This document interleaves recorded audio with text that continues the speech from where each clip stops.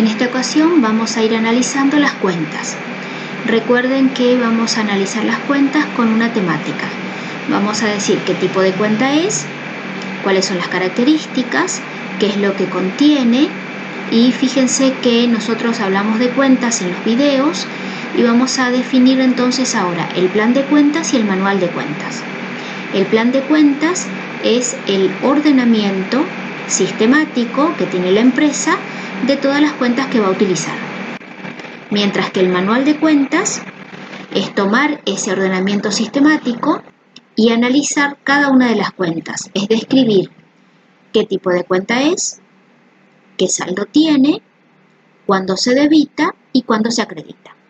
Entonces, a continuación, vamos a tener una explicación breve de una cierta cantidad de cuentas principales, tanto del activo como del pasivo.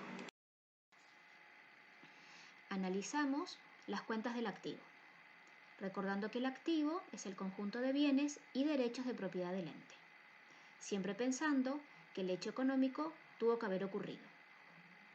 Los activos se clasifican en activos corrientes y no corrientes. ¿Qué es el activo corriente? El activo corriente son todos aquellos activos que a la fecha de cierre del ejercicio son dinero o su equivalente o se convertirán dentro de los 12 meses contados a partir de la fecha de cierre. Es decir, desde la fecha de cierre del ejercicio contable comenzamos a analizar la posibilidad de que sean corrientes o no corrientes. Dijimos en la clase anterior que las cuentas se agrupan en rubros.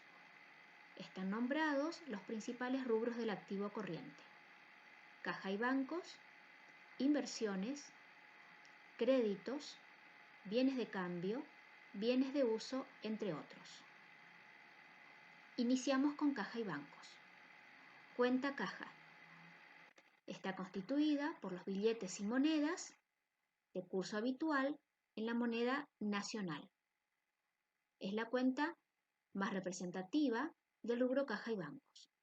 Es de mucha utilidad. La cuenta recaudaciones a depositar. Está constituida por todo el dinero que durante el día se recauda en la empresa y que luego al finalizar la jornada se destina su depósito en el banco que la empresa posee. Cuenta fondo fijo. Esta cuenta es una cuenta muy particular, más adelante la vamos a aplicar a un procedimiento. ¿Qué representa el fondo fijo? Es el monto de dinero diferente al de la caja que se destina dentro de la empresa para pagos de ciertos gastos. En general se dice que son gastos menores. Avanzamos con la cuenta banco, cuenta corriente. También es una cuenta muy tradicional y muy utilizada. Está constituida por el dinero depositado que tenemos en una cuenta bancaria. Es decir, la empresa accede a los servicios bancarios a través de una cuenta corriente. Deposita el dinero en esa cuenta corriente y luego lo extrae a través de la emisión del cheque. Cuando hablamos de cheques, identificamos dos cuentas muy tradicionales: valores a depositar y valores al cobro. En ambas cuentas identificamos que son cheques de terceros que llegan a la empresa. ¿Cuál es la diferencia? La plaza o el lugar geográfico. Valores a depositar utilizamos cuando el cheque de tercero es de la misma plaza geográfica de la empresa. Por ejemplo, en Oberá, un cheque de tercero será valores a depositar si corresponde a alguno de los bancos que pertenecen a Oberá, sucursales del Banco Nación, del Banco Macro, del Banco Corrientes, del Banco Francés, del Banco Galicia.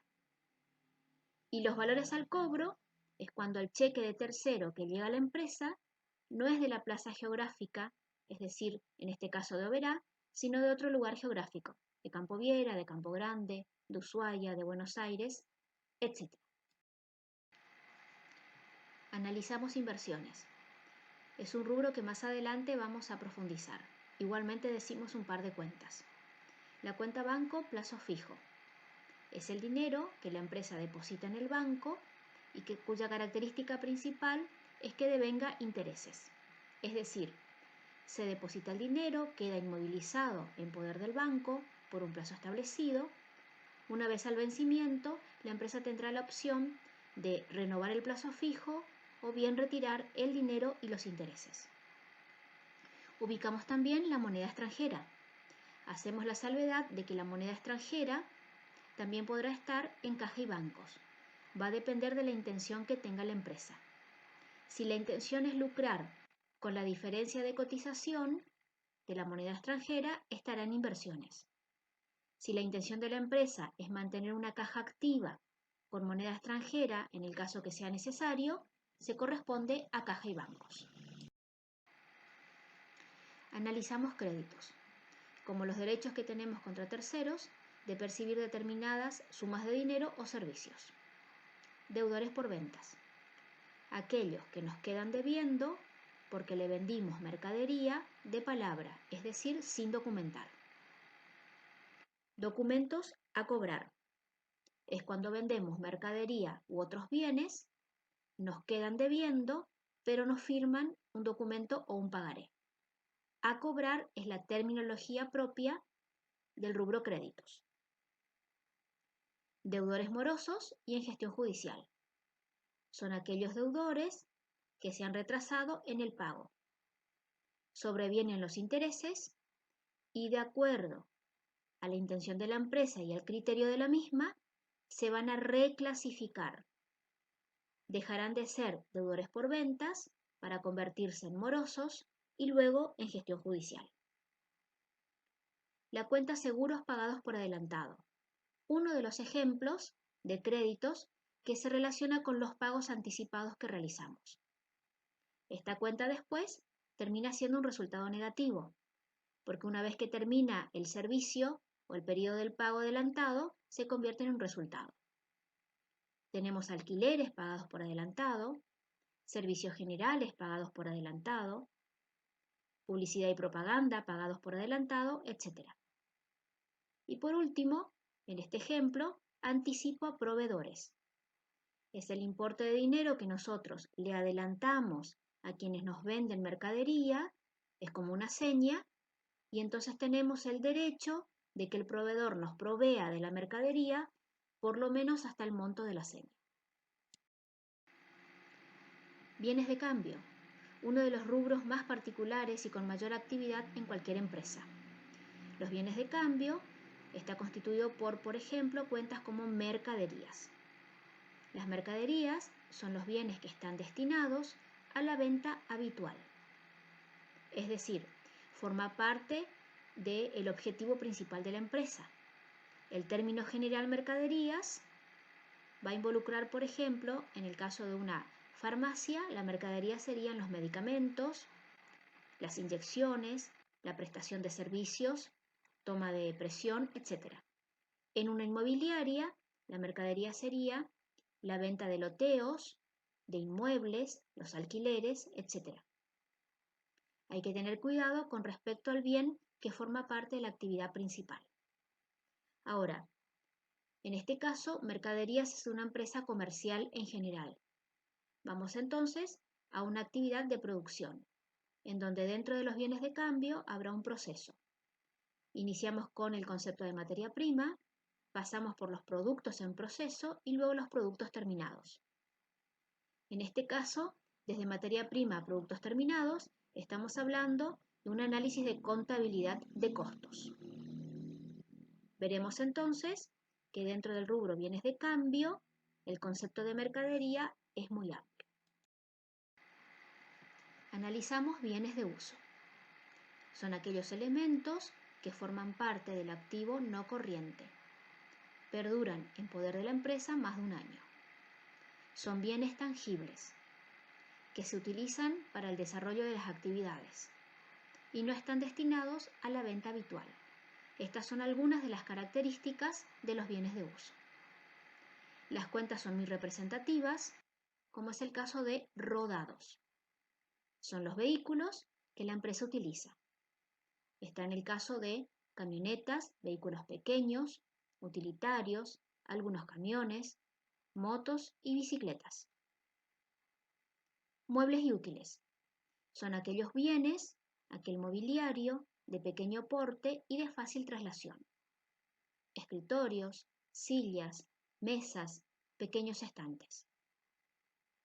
Dentro de las instalaciones ubicamos a los bienes que están adheridos a alguna de las superficies y que son de gran porte y de difícil traslación.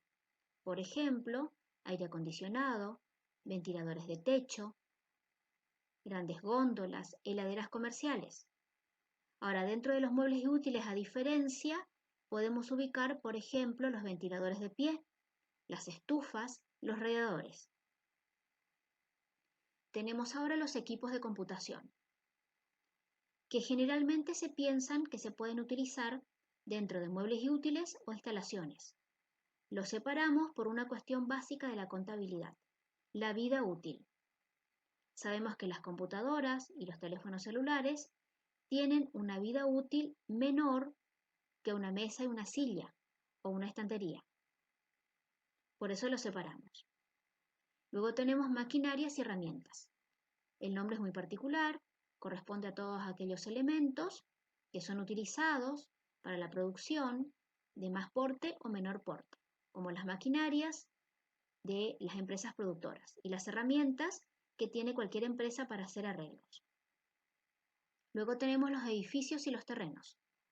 Separamos los edificios de los terrenos porque los terrenos no se desvalorizan, como sí todo el resto de los bienes de uso. Los edificios es la casa central, los almacenes, la administración, la parte del inmueble, propiamente dicho, mientras que el terreno es la parte de la tierra que no se desvaloriza, que muy por el contrario aumenta su valor una vez transcurrido el tiempo. Ahora, demos un ejemplo de bienes que nosotros no tenemos en mente que fueran bienes de uso o bienes de cambio. Pensemos en una planta de yerba o en una planta de té de nuestra zona.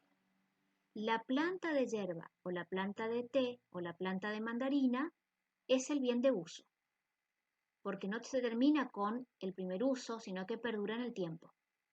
Mientras que la hoja de yerba, la hoja de té y la mandarina, que es la fruta, es el bien de cambio. Estos son casos muy particulares de las empresas de la zona. Avanzamos así con el análisis de las cuentas del activo en general. En clases sucesivas vamos a dar el análisis de los otros rubros, del pasivo, de los resultados positivos y resultados negativos, como del patrimonio neto. La idea es ir incorporando cuentas a medida que vamos avanzando en la registración contable.